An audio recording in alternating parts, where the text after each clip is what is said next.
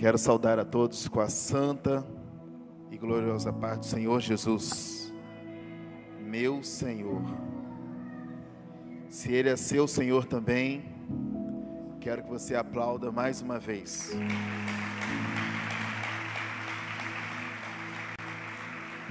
Conforme foi bem falado aqui, eu sou Tomé. E a pergunta que eu quero fazer: o que você já ouviu falar de mim? Um de cada vez. O que você já ouviu falar de mim? Fala para mim, o que você já ouviu falar de Tomé? Oi? Precisava ver para crer. Alguém já ouviu algo diferente de mim? Alguém já ouviu uma notícia boa, uma notícia favorável, que me credenciasse como discípulo de Jesus? Mas ao perguntar, você sempre vai dizer: aquele que era incrédulo. Só que eu vim aqui falar para você, neste domingo da ressurreição, deste homem que falou conosco, falou comigo e com meus 11 colegas, porque no início da nossa caminhada nós não éramos amigos. No nosso grupo haviam pescadores, cobradores de impostos, e por mais que Jesus caminhasse conosco, a gente não gostava de todo mundo. Mas antes de conhecermos Jesus, como que foi a minha infância? Quando eu já cheguei à idade de um determinado conhecimento infantil, meus pais me levaram até os rabinos, os mestres da lei, e com ele nós caminhamos por longo tempo, aprendendo a Torá, aprendendo os mandamentos, aprendendo os provérbios, profetas maiores, profetas menores. Mas chegou uma fase da nossa vida, com 12 anos, que alguns continuaram e outros pararam. Entre os que pararam, entre aqueles que foram dispensados, estava eu, Tomé. Interessante que sempre ouvíamos falar de um Messias, sempre ouvíamos falar que o Messias viria e nos libertaria. Vimos várias nações possuindo a nossa terra, como os próprios gregos, através de Alexandre o Grande. Só que quando chega, nos livrando dos babilônios, só que quando chega o povo romano, aí nós já estávamos numa idade adulta. E o povo romano estava ali impetrando as leis deles, colocando os fariseus como os detentores entre o povo e eles. Mas nada de bom acontecia. Os fariseus cada vez mais deturpavam as leis de Deus e olha, era difícil servir a Deus. Nós nos achávamos incapazes de servir a Deus. Quando aparece um homem, e este homem faz um convite que, mesmo sem saber o que ia acontecer, porque eu precisava realmente ver, ele disse: olha, vinde após mim, venham até mim. Certa vez estávamos com ele, uma grande multidão, e Jesus inventa dizer o seguinte: olha, vocês estão cansados e sobrecarregados, venham até mim para encontrar descanso. Toma o seu jugo, pois o meu jugo é suave, meu fardo é leve. E era tudo que a gente precisava ouvir. Porque os fariseus traziam para nós um jugo que era impossível de carregar. Nós precisávamos de alguém que nos desse uma palavra de esperança, para que nós pudéssemos crer que era simples chegar perto de Deus. Porque há muito tempo atrás, Adão havia aceitado comer do fruto que não deveria tocar. E desde então a nossa vida de sofrimento ia avançando. Mas ainda acreditávamos que o filho de Davi pudesse estar entre nós. E aí chega Jesus. Mesmo sem saber o que iria acontecer, eu decidi segui-lo. Eu caminhei com ele. Eu vi quando o cego estava a pedir esmolas, e ele deu vista ao cego. E olha, ao contrário do que acontece hoje no tempo de vocês, nada era registrado. Jesus ainda falou: olha, quando você sair, não conte para ninguém. Sabe o que o cego fez? Ele contou. E a partir de então as pessoas começaram a seguir Jesus.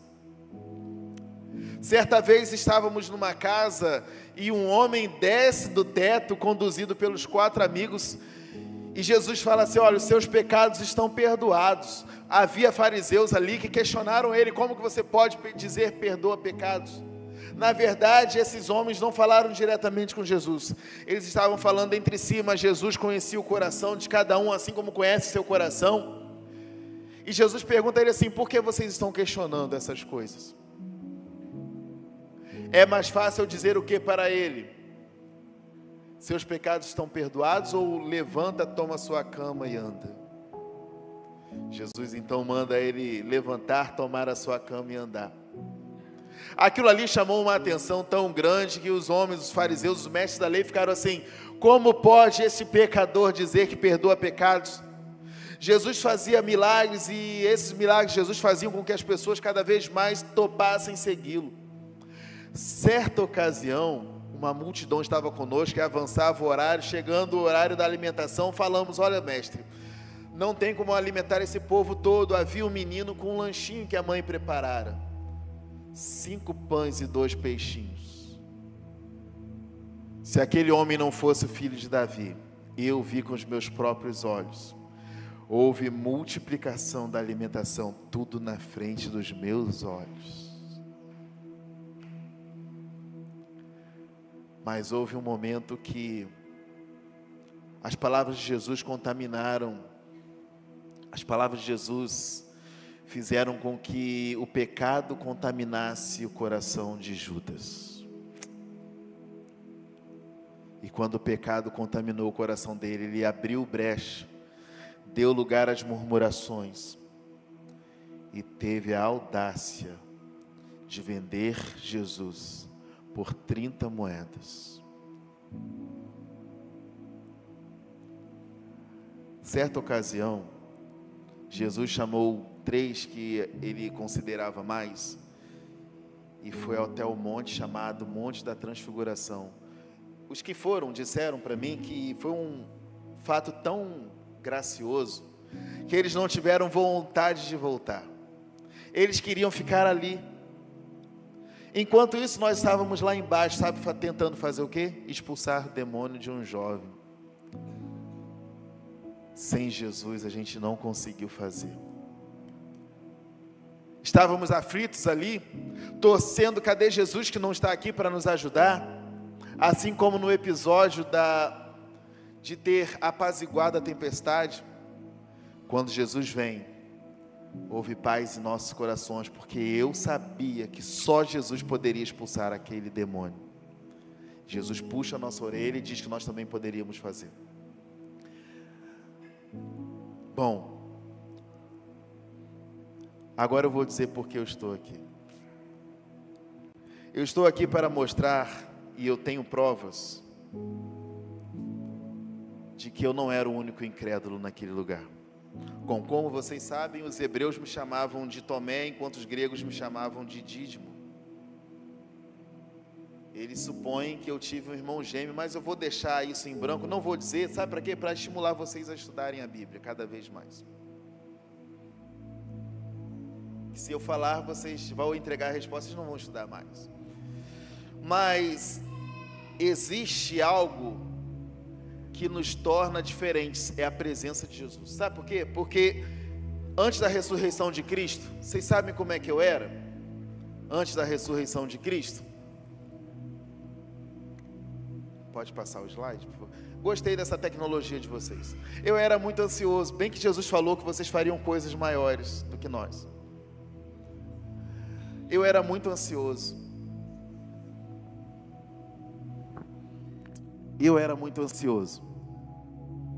Eu queria respostas rápidas, respostas prontas. E isso me atrapalhava. A ansiedade incomodava o meu crescimento espiritual. Bom, a partir daí, historicamente sou ligado à descrença, aquele que só acredita vendo. E eu era tão ansioso que em João 14, verso 5 do livro que está com vocês, Jesus avisa que ele estaria indo para estar com o Pai. E enquanto ele falava, eu cortei a palavra dele e falei: Senhor, olha só, nós não sabemos para onde você vai, como então podemos saber o caminho? E aí no verso 6, Jesus diz o quê? O que Jesus disse? Muito bem, tem estudioso da Bíblia aqui. O que eu ouvi pessoalmente, vocês por estudarem sabem. Jesus disse: eu sou o caminho, a verdade e a vida, e ninguém vai ao Pai se não for por mim. Ouvimos essas palavras dele, e interessante, se você percebeu, João, ele foi o único que me menciona na Bíblia. E a minha tristeza é que todas as vezes que eu sou mencionado por João, ele me menciona como resultado de um coração ansioso.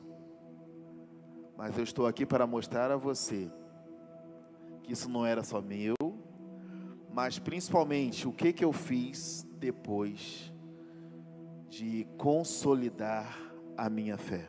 É para isso que eu estou aqui. Se você for ver o que está escrito em Lucas, capítulo 24, verso 11,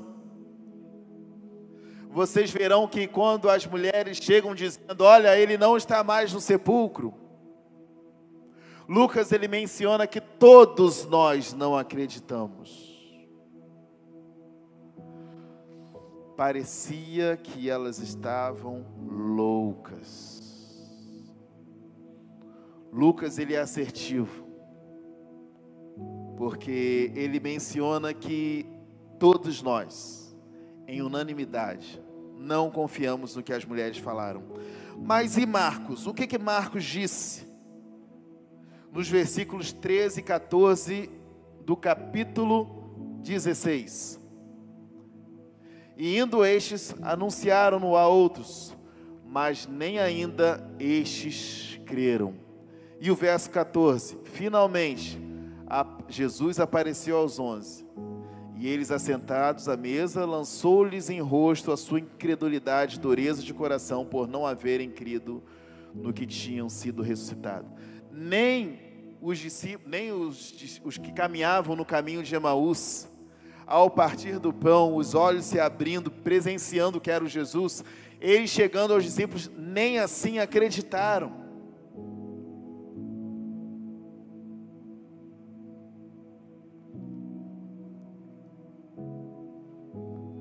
E o que dizer do versículo 37 de Lucas 24? Lucas 24, 37. O que podemos dizer deste versículo, desse registro de Lucas? Eles, espantados e aterrorizados, pensavam que estavam vendo um espírito. Mas o pior está por vir. Sabe Pedro? Pedrão? O homem das respostas rápidas? O homem das respostas velozes? Cujas frases vocês cantam muito bem, algumas frases dele aqui na igreja, ou em qualquer outro encontro entre cristãos.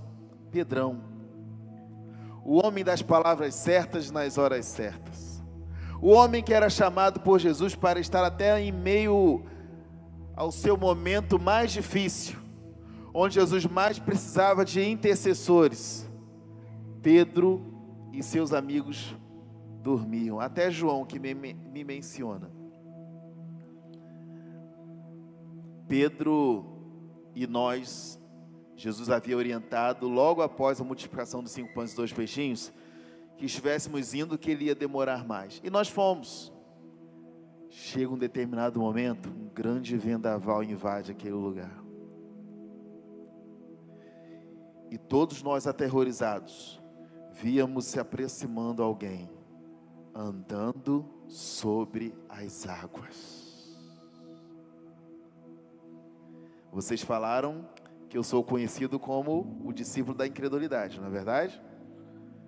Então hoje eu vim desfazer na mente de vocês que eu sou o único. Porque Pedrão, olha o que diz lá. Quando Jesus se aproximava e disse: olha, calma, eu estou aqui. Pedrão diz: se é você mesmo, me manda ir ter contigo. por cima das águas. Estava dando tudo certo enquanto ele olhava para Jesus. Quando Pedro olha as circunstâncias, ele perde a crença e começa a afundar. E Jesus disse: olha, você começou a afundar porque tirou os olhos de mim. Quantos de nós começamos a ser destruídos na nossa fé quando tiramos os olhos de Jesus e colocamos os olhos nas pessoas? A partir de então, eis que trago algumas outras situações. Porque João ele vai dizer que quando Jesus aparece, eu não estava presente. Vocês já repararam isso? Vocês já leram o que está registrado, que João registrou no capítulo 20, verso 24? Olha lá, vamos ler todos juntos? Eu quero ouvir a voz, gostei de ouvir a voz de vocês cantando, agora eu quero ouvir lendo a Bíblia. Vamos lá? O que está escrito? Ora. Espera aí só um pouquinho, pera aí, repete de novo. Eu quero ouvir, igual o jogador de futebol quer ouvir o nome. Vamos lá de novo, vamos lá.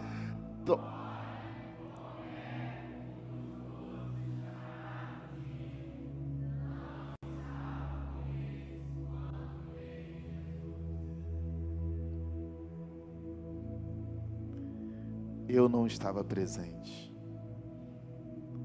Mas João diz que quando Jesus apareceu, os outros estavam o quê? Aterrorizados. O que eu quero dizer aqui, já partindo para o final, é que por vezes o seu passado vai ser lembrado por muitos. A questão é o que você vai fazer com a história do seu passado. Você vai continuar mantendo o histórico negativo? Ou você vai pegar e vai fazer algo para Deus, gastar a vida para Ele? Esquecendo das coisas que para trás ficam, prosseguimos para onde? Pelo prêmio da soberana vocação. E aí, onde está a sua vocação? Essa palavra para hoje de manhã tem a ver com consolidação da fé de Tomé. Mas pode ser também consolidação da fé de Marquinhos, consolidação da fé de Alonso, consolidação da fé de Johnny, consolidação da fé de Elisângela, de Marta Raquel, de Pastor Sérgio, de Vanessa, de Naire, de Cristiane, de Fabianes, botei no plural que são duas Fabianes, de Julianas, Luísa, Luiz, Gustavo. Porque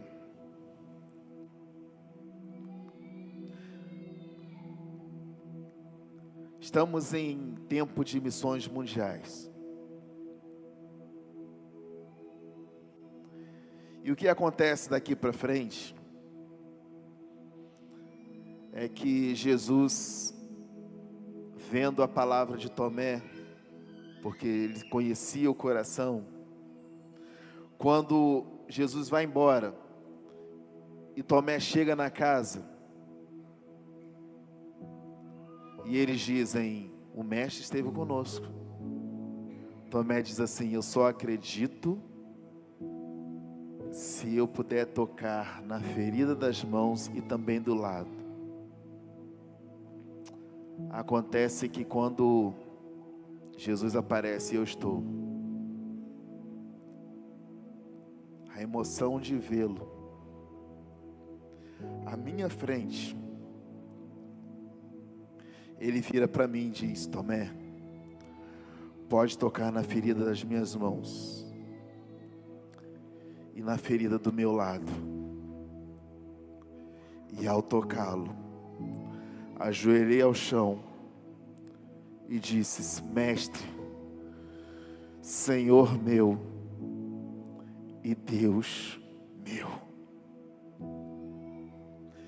Que esta seja uma manhã onde você possa contemplar o Senhor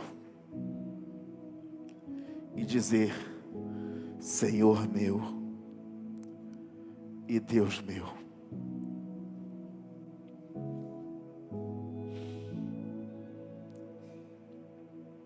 A partir daqui, irmãos, o que acontece com Tomé muda completamente a vida dele. Sabe por quê? Tomé se torna agora o missionário que vai às nações, conforme o ide de Jesus, de Mateus 28. Lugares onde Tomé passou, registrado nos históricos, quando os portugueses invadem a Índia,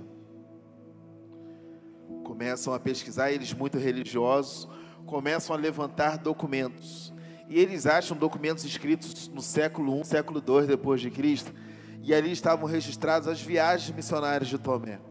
Tomé, ele viaja por Babilônia, Pérsia, que hoje é chamada de Irã, onde está o Irã, Etiópia, China e até a Índia.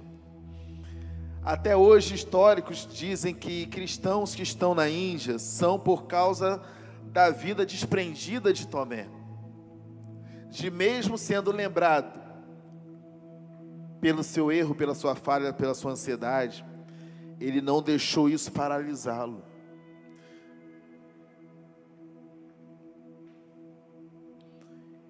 E ele, cada vez que passava por lugares, ele conquistava cada vez mais pessoas para Jesus. E na Índia, você que gosta de história, no ensino das religiões, sobre religiões de determinados lugares, você sabe, caiu na sua prova, de repente você nem lembrou na sua época ou no tempo atual, quem eram os Brahmanes. E talvez você está aqui no 6º ano, nem viu essa matéria, anota aí que você vai ver e vai tirar 10. Porque os Brahmanes, eles eram uma casta das mais altas da sociedade, da religião hindu. Eles eram considerados sacerdotes e guardiões da tradição religiosa e cultural hindu. Os Brahmanes estavam caçando Tomé. E eles tinham uma informação: olha, Tomé está sempre orando na caverna. Ele entra na caverna e ficava ali horas orando. E dizem os históricos que os portugueses, caçando, encontraram que Tomé estava orando ajoelhado. Eles olharam para uma fresta, viram Tomé orando ao Senhor. Quando chegaram perto dele, assim como fizeram com Jesus, estocaram algo nele, e ele agonizou arrastando-se até a porta da caverna.